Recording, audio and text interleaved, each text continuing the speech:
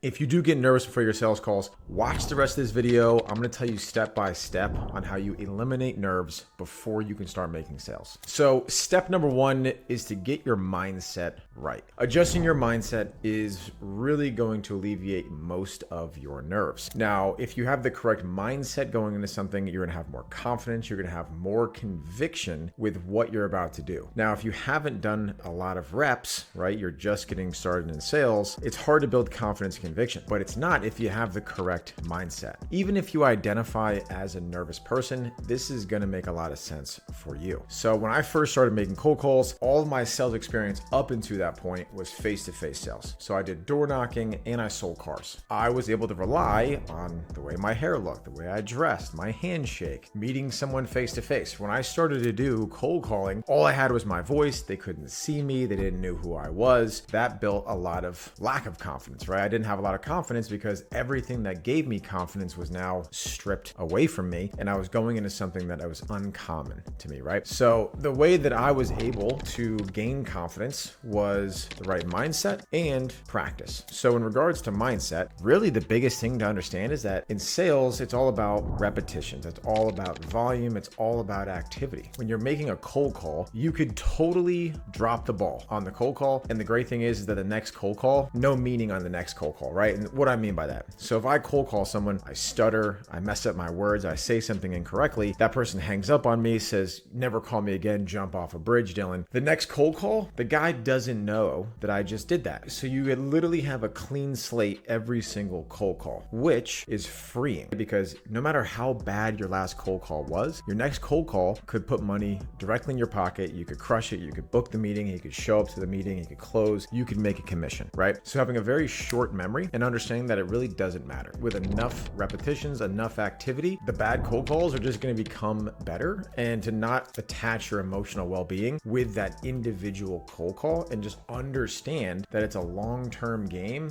you're going to mess up, right? You're not perfect. I've made hundreds of thousands of cold calls. I still stutter. I still have bad reps, right? It's just, you're never going to be perfect. So having that correct mindset of I'm just going to continue to do this and do this and do this until I get better is really the realistic mindset. And then you picking up your first cold call and being an absolute stud, booking your first cold call, booking 10 of your 10 calls. Everyone's not going to pick up. Everyone's not going to be in a good mood. The next thing also in mindset is that a lot of the negative calls that you have really have nothing to do with who you are as a salesperson. So if I give a cold call to someone, let's say the guy just got a flat tire, he's on the side of the road. I called him after the flat tire, right? He's not going to be in a good mood. It has nothing to do with my salesmanship, the product I sell, what I say. It has everything to do with the type of person and the situation that they're picking up that phone. If I called him on a different day where he was in a better mood, I might book that meeting, right? So understanding that some things are outside of your control, just control the controllables. Now, step two is preparation. The more prepared you are, the more confident you feel in what you're talking about, the better your tonality is going to be, the better, the more natural you're going to be in that sales process. Think about something that you really like to do or really like to talk about, right? Maybe it's sports. If someone asks you a question about your favorite sports team, how confident are you in what you say? How much can you talk about it? What is your willingness to even talk about it, right? If you create that same sense of ownership and pride in what you're selling, you're going to have that same level of confidence, right? So being prepared in what you say, how you say it, and to what types of people you're saying it to, it's going to allow you to be an industry expert so you can speak confidently to what you're talking to, even to people who are way above you in the game. A lot of people get nervous if they're calling like a CEO or a business owner. Also understanding that at the end of the day, everyone's just a human being. A really good way to prepare is role plays, right? Practice before you get into a real life situation. Going back to sports, every single athlete, professional, amateur, whatever it is, everyone practices, right? Practice makes perfect. That's a true saying. The third is just accepting the nerves. Nervousness will never go away, and just understanding that things that you're nervous about are actually the things that you care about. So sometimes nerves is a good feeling. If you're going on a date with a girl and you like her a lot, you're going to have those butterflies in your stomach. It's a good thing, right? That means you actually care. So the more that you do have nerves, it means you're on the right path. It's just understanding how to control those nerves. Mindset, confidence, as well as the thing that I like to do is like push-ups, go for a walk, do some breath work. Just get yourself in a little bit of a better state of mind and just understanding that it really doesn't matter at the end of the day. And in regards to breath work, I like to do box breathing. If I'm like too amped up, maybe I had like one too many of these and my heart's racing, right? It's 5 seconds in, 5-second hold, and then 5 seconds out, right? In through the nose,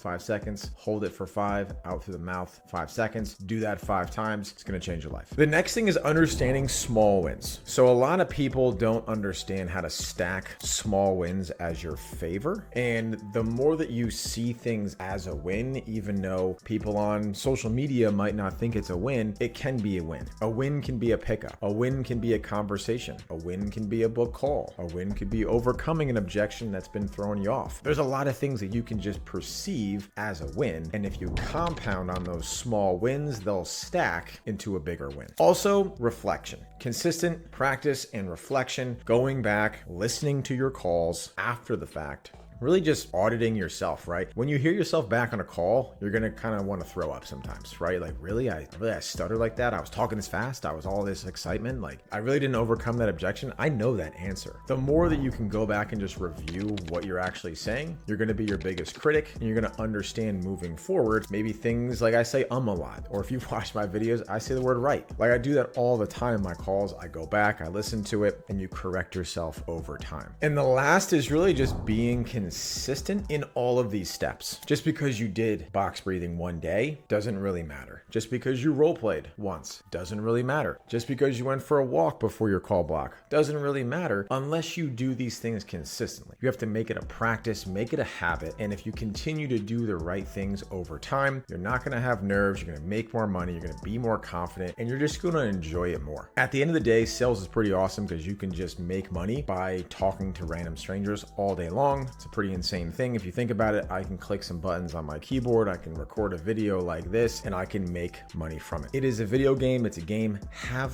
fun with it. So as a recap, if you fix your mindset, you prepare, you practice, you understand that it's something that you cannot get rid of, but manage and mitigate without. You can manage and mitigate with being prepared and being held accountable. Of course, this would be hard to do alone, and it's not something you can really share with people who aren't in sales because they really don't understand what you're doing. So if you want to find a community of like-minded people who are in sales, they're setters, they're closers, people who you can role play with every day and are regularly getting placed on offers, and these guys are working with good companies on good offers, they're consistently making $3, $4, $5, $10, $15, $20,000 a month, you want to surround yourself with those types of people. We've actually built a community with everything that I just talked about, funny enough, right? Click the link in the description right now, join the community. You'll actually get 2 weekly calls with me. I'll actually be doing an hour of live cold calling every single week, so you can actually see me, my process, how I do it, the dialer, the automations, how I find people, the whole 9 yards, as well as we have a mindset call that's literally going to teach you everything that I'm talking about on a weekly basis, right? So I'm going to help you directly with any bottlenecks you're facing, including those nerves on your sales calls. So again, click the link in the description, join our community, and I'll see you on the inside.